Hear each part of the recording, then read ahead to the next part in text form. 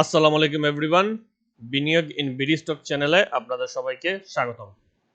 আমাদের আজকের ভিডিওতে আমরা মার্কেট নিয়ে আলোচনা করব এবং কিছু স্টক নিয়ে কথা বলবো।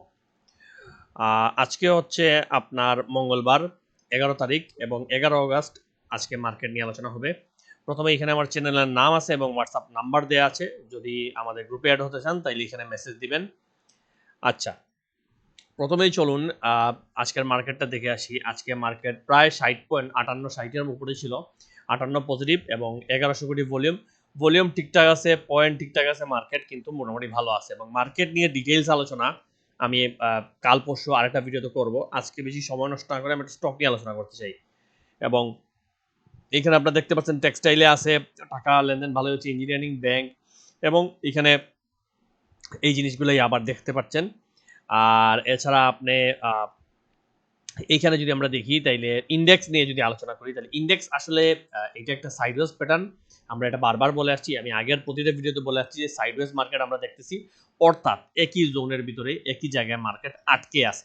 সাইডওয়েজ মানে তো বুঝছেন যে একটা সাইড দিয়ে যাচ্ছে, এই সাইড দিয়ে এখান থেকে এখানে, এখান থেকে এখানে, এইভাবে সাইড দিয়ে মার্কেটটা মুভ করতেছে। সো এখানে এই জায়গা থেকে এইভাবে যাবে। এইটা হয়তো কতদিন হবে এটা বলা মুশকিল, কিন্তু এইটা কিন্তু যতদিন পারে এইভাবেই চলবে। এই নামলো, উঠলো, উঠলো, নামলো, উঠলো, নামলো, এইভাবে করে যাবে। এবং কোনো এক সময় গিয়ে যখন এই যে দাগ আমার আগে থেকে দেওয়া 5,966, এই জায়গাটা ব্রেকআউট যখন দিবে তখন আমরা ধরে নেবো মার্কেট এবার উপরে ওঠার জন্য রেডি। এবং এখানে আপনার এইটা এই বক্সের মধ্যে যদি আমি এঁকে দিই, এর বক্সের মধ্যে ধরতে পারেন, অথবা এটাকে আপনি বিভিন্নভাবে একজন এক্সপ্লেইন করে এটাকে আপনি ট্রায়াঙ্গেল প্যাটার্ন দিয়ে দেখাতে পারেন, যে প্যাটার্ন অনুযায়ী যদি আমরা এটাকে আওয়ারলি চার্টে দেখি, একটু জুম করে আওয়ারলি চার্টে, তাইলে এইখানে এটাকে আপনি এইখান থেকে জয়েন করে এতটুকু পর্যন্ত আঁকেন, আর নিচের দিকে যদি এটাকে এইভাবে জয়েন করেন তাহলে এইখান থেকে এতটুকু আঁকা যায়। অর্থাৎ এইটাও ট্রায়াঙ্গল প্যাটার্নে। এটা এখানে কি বুঝাচ্ছি আমি, যে মার্কেটে এখানে ধাক্কাটা কি করে চলবে, যদি এই জায়গাটা ব্রেকআউট দিয়ে উঠে উঠে এইখানে গিয়ে এটাও ব্রেকআউট দিয়ে, আসলে এইটা ব্রেকআউট এমন কিছু না, মূল ব্রেকআউটটা এইটা 5,966, এই যে হাই, এটা যদি ক্রস করতে না পারে মার্কেট এখানে ধাক্কা দিয়ে আবার নামবে।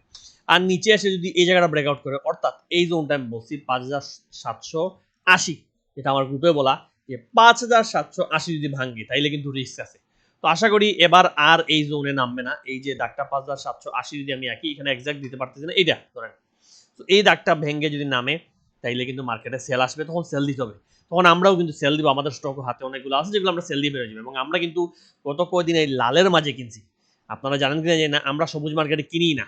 আমার গ্রুপে খুব সুন্দর করে আমি বুঝিয়ে রাখছি, এই সবুজগুলো আমরা কিনি নেই, বরং এই লালের অপেক্ষা করছি। এই দুই লালে আমরা ভালো কিনছি, এই দিনও ভালো কিনছি, আজকে আর কিছু কিনে নেই, অলরেডি কেনা শেষ আমাদের।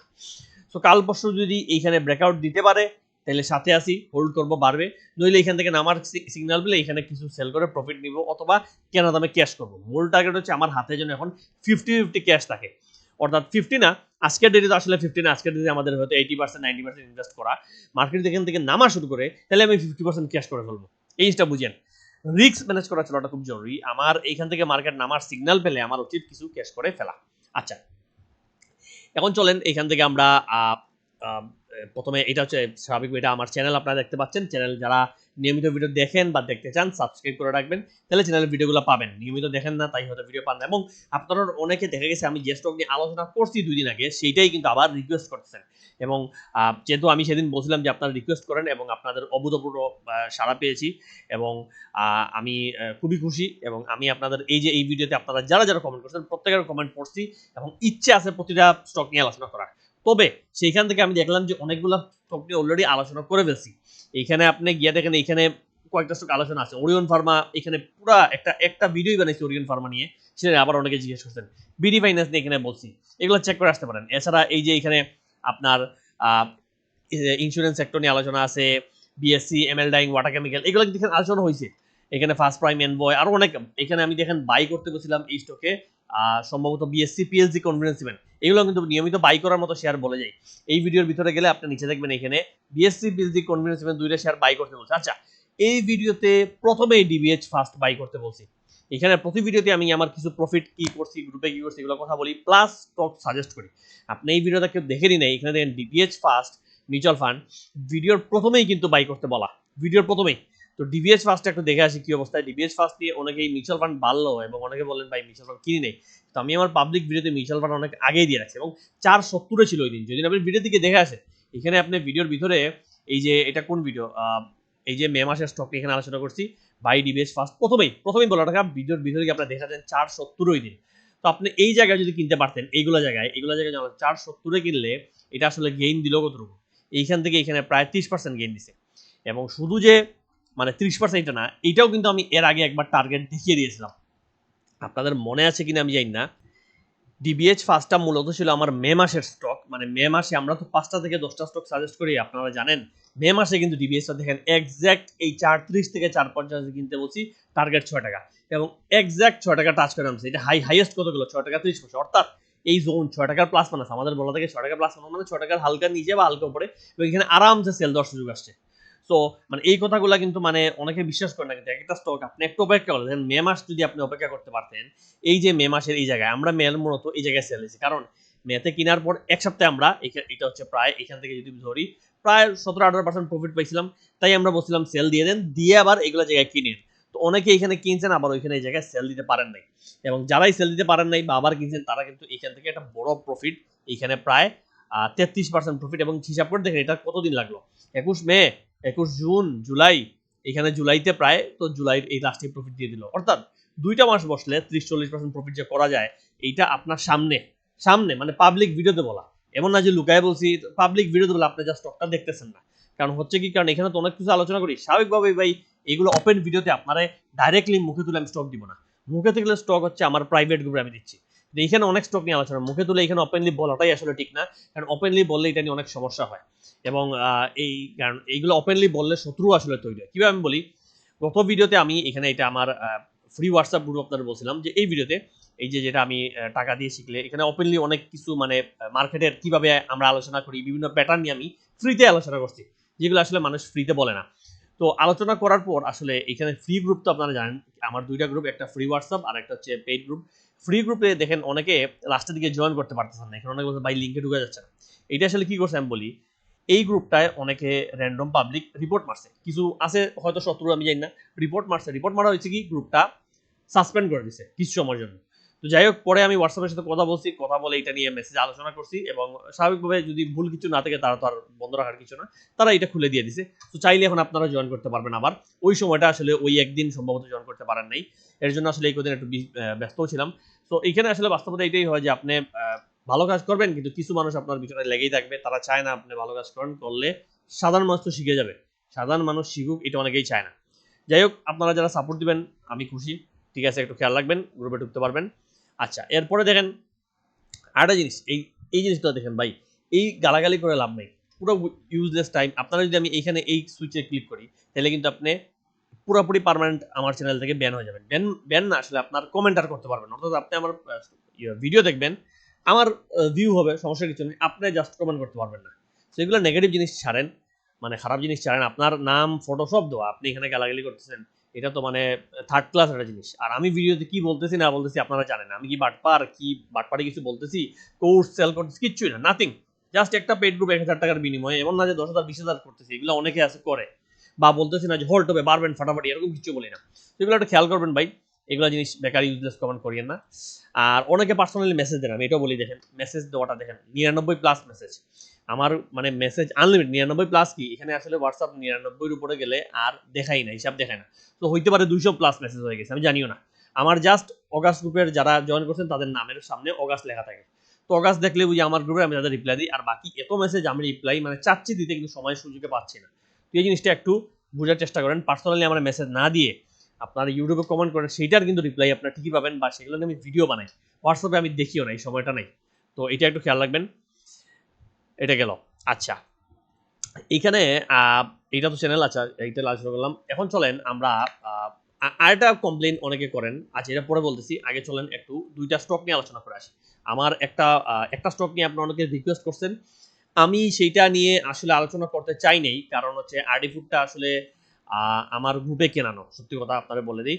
আরডি ফুড জুলাই মাসে আমরা কিনছি, এবং আমরা এখনো হোল্ড করতেছি, এবং যেহেতু আমি গ্রুপের স্টকগুলো সাধারণত বাইরে বলি না, কারণ অনেকে বলে ভাই আপনি গ্রুপে কেনায় এখন বাইরে আমাদের কেনাবেন, সো এর জন্য এগুলো আলোচনা করি না। বাট স্টিল আমি বলবো যে আপনি যদি ভালো লাগে দেখেন, আমি আবারও বলতেছি আমার স্টক আপনি অন্ধভাবে কিনবেন না, আপনি আপনার অ্যানালাইসিস করে দেখেন, আমি আমার অ্যানালাইসিস আপনারা শেয়ার করতেছি, এটাই, এখানে আর কিছু না। তো আরডি ফুডে এইখানে আসলে এই প্যাটার্নের মধ্যে আর্টিফুড আছে, সত্যি কথা। এইটা ব্রেক করতে হবে আর্টিফুডকে। অলরেডি একবার ধাক্কা খেয়ে নামছে, আরেকবার ধাক্কা খেয়ে নামতেছে, আরেকবার হয়তো এখানে ধাক্কা খেয়ে নামতে পারে। এই যে ট্রায়াঙ্গুলার প্যাটার্ন, এটা যতদিন ব্রেক করবে না ততদিন আর্টিফুড আসলে ভালো করবে কিনা আমি বুঝতেছি না। তবে আর্টিফুড এখন এই জায়গার মধ্যেই আছে, খুবই ক্লোজ আছে এই জায়গার মধ্যে, এবং এইটা আসলে ব্রেক করার সময় চলে আসছে আমার জন্য মনে হয়। হয়তো 2-1 দিনের মধ্যে একটু, এবং সবচেয়ে বড় সামনে ভলিউম একটা নাই হয়ে গেছে, একই জোনের মধ্যে আটকা। এমন না যে স্টকটা অনেক উপরে উঠছে বা অনেক জিনিস, এই জায়গার মধ্যে আটকা, এবং এইটা ব্রেকআউট দিয়ে রিটেস্ট করতেছে।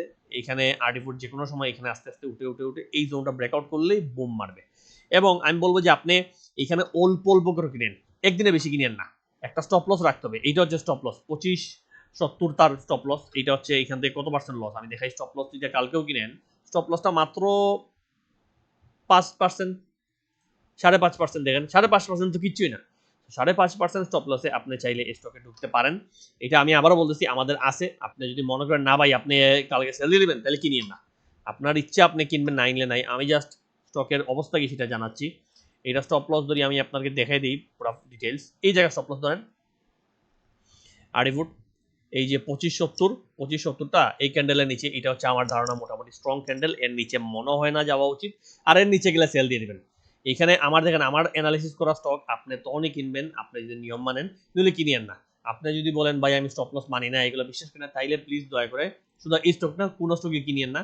আপনি তাইলে মানে রিস্কি, আপনার জন্য আসলে মিলবে না। সো এই সবগুলো বুঝেন, আপনি স্টপ লস বুঝেন নাকি, ট্রেন্ড লাইন বুঝেন নাকি, একটা টার্গেট কত, সেলিং জোন, বাইং, এগুলো জিনিসগুলো বুঝেন নাকি। আর একটা জিনিস হচ্ছে, আপনারা তো স্টপ লস বললাম, আমিও স্টপ লস হিট করলে বের হয়ে যাবো। তো এরপরে এসে বললেন না আপনি তো বলেন নাই কিছু নাই। আমি আমার গ্রুপে ঠিকই বলি, বাট ওপেনলি তো আর বলা সম্ভব না সবকিছু। কারণ ওপেনলি আমি এখানে সবাই চিল্লাই চিল্লাই যদি বলি সেল দেন সেল দেন সেল দেন, তারপর আপনি এসে বলেন ভাই প্যানিক দিচ্ছেন। আবার ওপেনলি এখানে কিনেন কিনেন বলে এটা আপনি বলবেন ভাই আপনি মাল খাওয়াতে যাচ্ছেন। তো এগুলো ওপেনলি আসলে অনেক মানে সংযতভাবে চলতে হয়। সেই জিনিসগুলো একটু বোঝার চেষ্টা করবেন। আর এই জোনটা ব্রেকআউট করলে আমার মনে হয় এখানে আরো কয়েকদিন এই জায়গায় ঘুরবে, একটু কালেকশন হবে। স্মার্ট মানি চায় পাবলিকে বের করতে, ইনফ্যাক্ট এই জায়গাটা টাচ করে উঠতে পারে। এখানে নিচে না নামলে হবে কি, এই জায়গাটা টাচ করতে পারে এই কারণে, কারণ অনেক পাবলিক এখানে ধরে আছে। আমার মতে স্মার্ট মানি এখনো পুরো কালেক্ট করতে পারেনি, তার কালেকশন দরকার। সে চায় এখান থেকে কিছু পাবলিক বের করে কালেকশন করে উঠবে। এবং স্টকটা ইনিশিয়াল ফার্স্ট টার্গেট হচ্ছে আমার মতে এই জোনটা। আপনারা যদি আমি একে দেখাই, একটু খেয়াল রাখেন, এই যে সর্বশেষ যে হাইতে গেছিল, আমার মতে এই যে একটু বক্সটা উপরে তুলে ফেলছি, এটা 36 টাকার দিকে, 36 থেকে 34 এই জোনটা হচ্ছে তার মানে প্রথম টার্গেট, প্রথম সেল সিগন্যাল এখানে আসবে। এটা হচ্ছে অ্যানালাইসিস অনুযায়ী এটা হচ্ছে তার প্রথম সেল সিগন্যাল। অর্থাৎ স্টকটা এখানে যদি ব্রেক দিয়ে উঠতে পারে, তাহলে প্রথমে এখানে আসবে, এখানে এসে একটা সেল যাবে, সেল গিয়ে কিছুটা নামবে, উঠবে, এরপর ব্রেকআউট দিয়ে পরবর্তী টার্গেটে যাবে। এবং পরবর্তী বর্তমান আগামী কয়েক মাসের জন্য পরবর্তী ফাইনাল টার্গেট আমার মতে এই যে 44 প্লাস মাইনাস জোন।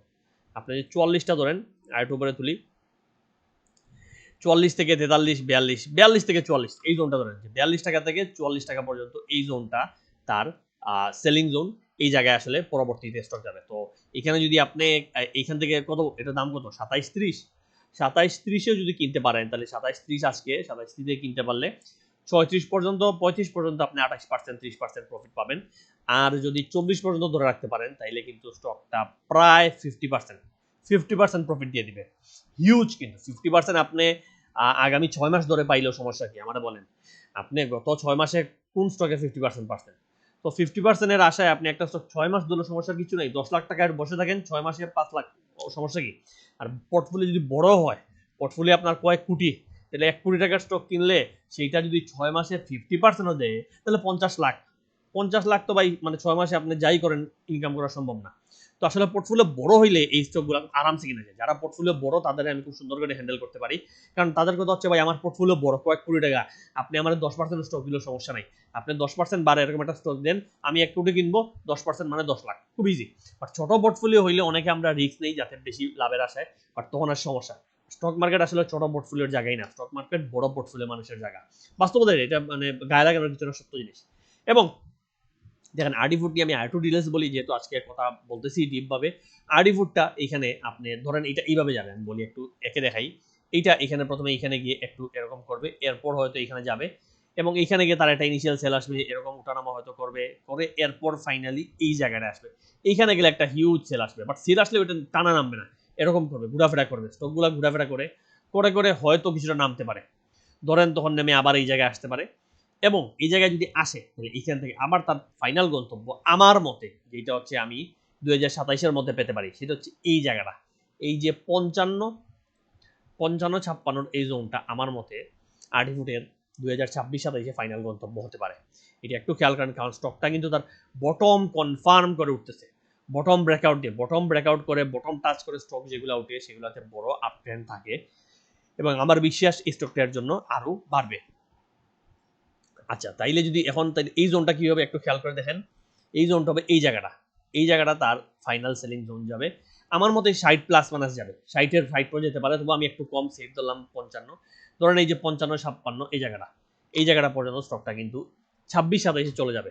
26 যদি নাও যায় তাহলে 27-এর লাস্টে হয়তো পেয়ে যাবেন কোন এক সময়। এগেইন এগুলো অ্যানালাইসিস ঠিক থাকবে কতক্ষণ, মাথায় রাখেন, যতক্ষণ দেশে সব কিছু ঠিক আছে, রাজনীতি সব ঠিক আছে, বিদেশে কোনো উল্টাপাল্টা যুদ্ধ হচ্ছে না, তেল আমদানি হচ্ছে, সব কিছু স্বাভাবিক, এখন যেরকম মোটামুটি স্বাভাবিক, ওই স্বাভাবিক অনুযায়ী অ্যানালাইসিস কিন্তু কাজে লাগবে। এইগুলো যদি নষ্ট হওয়া শুরু করে অ্যানালাইসিস কিন্তু এখানে নষ্ট হবে। এরপরও এই জিনিসটা কিন্তু আমি অন্ধভাবে বসে থাকবো না, আমি কিন্তু ডেইলি অ্যানালাইসিস করবো, আমি প্রতিদিন অ্যানালাইসিস করি, আমার প্রাইভেট গ্রুপের কাছে প্রতিদিন মানুষকে আপডেট দেওয়া, আমি এইখানে প্রতিদিন এইখানে আপডেট দিব, যদি আমার কাছে মনে হয় এখানে গিয়ে সেল আসছে বলবো সেল দিয়ে দেন সবাইকে, আমার গ্রুপের সবাই সেল দিয়ে দেন, এরপরে স্টক নামবে, আবার হয়তো নামার পর এখানে এসে কিনবো, হইতে পারে।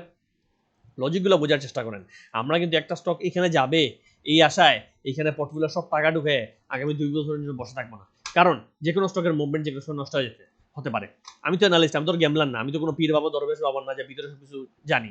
তো আমার হচ্ছে এখান থেকে বারবার আমি বুঝতে পারছি, আমি কিনছি, কেনার পর এখানে গেলে যদি সেল সিগন্যাল আসে আমি সেল দিয়ে বেরো যাবো, আবার যদি মনে হয় না এখানে সেল সিগন্যাল আসে নাই, এখানে সেল অ্যাবজর্ব করে ফেলছে, বায়ার বেশি, স্মার্ট মানি প্রচন্ড অ্যাক্টিভ, স্মার্ট মানি চাচ্ছে এটাকে টেনে তুলতে, তাহলে আমি সেল দিব না, বসে থাকবো, এরপরে এখানে চলে যাবে, এখানে আসার পর সেম যদি মনে হয় সেল আসে বের হয়ে যাবো, হয়তো এখানে আসার পর আবার মনে হচ্ছে কেনা যায় কিনবো, আর যদি মনে হয় না কিনবো না, অথবা এখানে আসার পর মনে হইলো যে না এখানে সেল আসছে না, আবার স্মার্ট মানি প্রচন্ড অ্যাক্টিভ, তাহলে বসে থাকবো, এখান থেকে ফাইনালি এখানে যাবো সেল দেবো। বাট স্টকগুলো কিন্তু মোটামুটি এইভাবে, মানে প্রচন্ড উল্টাপাল্টা কিছু দেশে না হলে স্টকগুলো কিন্তু, এই স্টকটা কিন্তু এইভাবে ওঠার চান্স খুবই বেশি, এটা একটু হিসাব করে দেখবেন এবং মিলাই দেখবেন।